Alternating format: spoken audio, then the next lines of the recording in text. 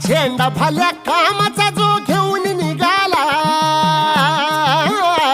हा झेंडा भाल्या कामाचा जो घेऊन निघाला, अरे काट कुट वाट मंदी बोचती त्याला, रगत निघल तरी बी हसल शाबास त्याची, रगत निघल तरी बी हसल शाबास त्याची. तू चाल पुढं तुला रगड्या भीती कशाची.